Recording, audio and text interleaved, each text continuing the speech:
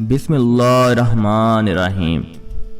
معزز سامعین گرامی، حضرت نافع رحمۃ اللہ علیہ فرماتے ہیں کہ ایک دن حضرت عبداللہ بن عمر رضی اللہ عنہ مدینہ منورہ کے نواحی علاقوں میں اپنے چند شاگردوں کے ہمراہ نکلے۔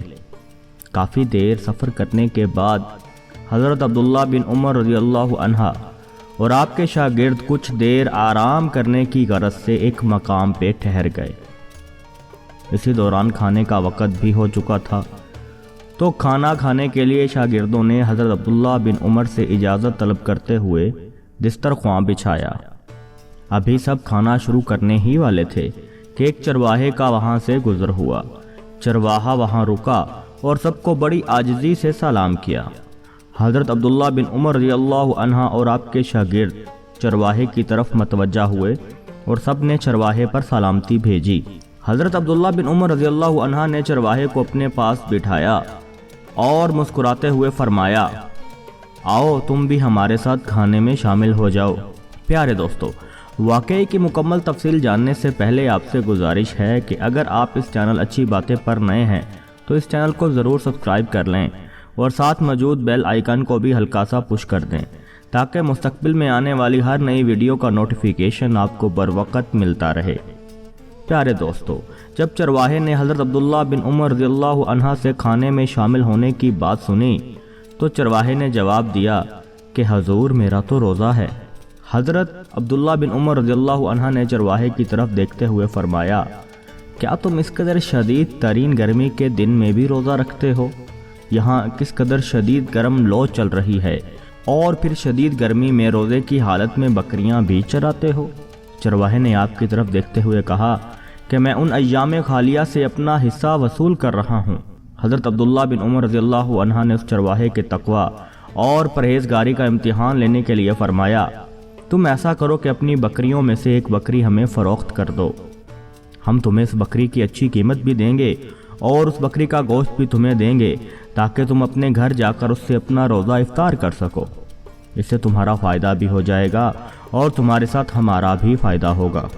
یہ سب باتیں سننے کے بعد چرواہے نے عرض کیا کہ ان بکریوں میں سے کوئی بکری بھی میری نہیں ہے، بلکہ یہ سب بکریاں میرے آقا کی ہیں۔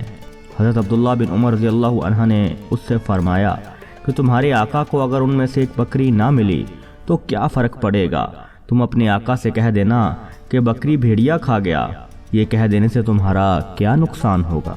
اس چرواہے نے آپ سے رخ موڑ کر آسمان کی طرف دیکھا اور پھر عرض کیا کہ حضور اللہ تو دیکھ رہا ہے، جب میرا خالق و مالک مجھے دیکھ رہا ہے تو پھر میں یہ کیسے کہہ سکتا ہوں کہ بکری بھیڑیا کھا گیا؟ فرض کریں اگر میں اپنے آقا سے بچ بھی گیا تو اللہ سے بچ کر کہاں جاؤں گا؟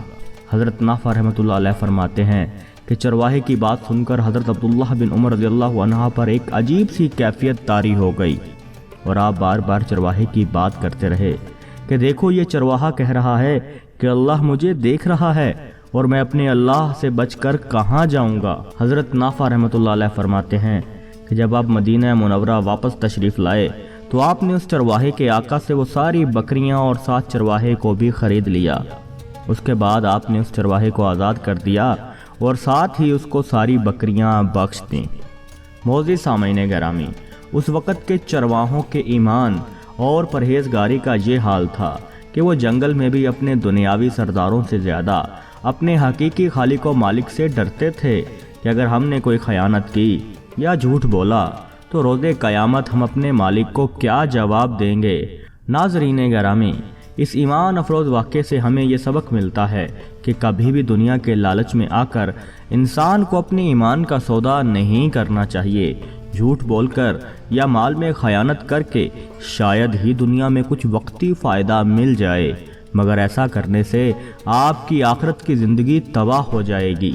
دعا ہے کہ اللہ پاک ہم سب کو سچ بولنے اور امانتوں کی حفاظت کرنے کی توفیق عطا فرمائے۔ پیارے دوستو، اس ویڈیو کو لائک کریں، جس قدر ممکن ہو اسے شیئر کریں، کیونکہ اچھی باتیں پھیلانا بھی صدقہ جاریہ ہے، اور مزید ایسے اچھے واقعات سننے کے لیے ہمارے YouTube چینل اچھی باتیں سے جڑے رہیں۔ شکریہ۔